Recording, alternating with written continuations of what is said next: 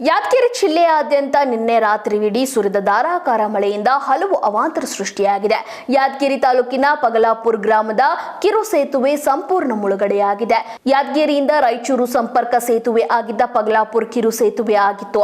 ಪಗಲಾಪುರ ಸೇತುವೆ ಅಷ್ಟೇ ಅಲ್ಲದೆ ಕೊಯ್ಲೂರು ಸೇತುವೆ ಕೂಡ ಮುಳುಗಡೆ ಆಗಿದ್ದ ಪರಿಣಾಮ ಸೇತುವೆ ನೀರು ಜಮೀನಿಗೆ ನುಗ್ಗಿ ನೂರಾರು ಎಕರೆ ಜಮೀನು ಜಲಾವೃತವಾಗಿದ್ದು ರೈತರು ಕಂಗಾಲಾಗಿದ್ದಾರೆ.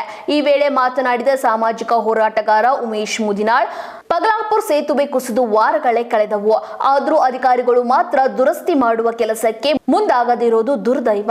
ಈಗಲಾದರೂ ಎಚ್ಚೆತ್ತು ಅಧಿಕಾರಿಗಳ ಕ್ರಮ ತೆಗೆಯಬೇಕು, ಇಲ್ಲದಿದ್ದರೆ ಯಾದಗಿರಿ ನಗರದ ಪ್ರಮುಖ ವೃತ್ತದಲ್ಲಿ ಪ್ರತಿಭಟನೆ ನಡೆಸಲಾಗುವುದು ಎಂದು ಎಚ್ಚರಿಕೆ ನೀಡಿದ್ದಾರೆ.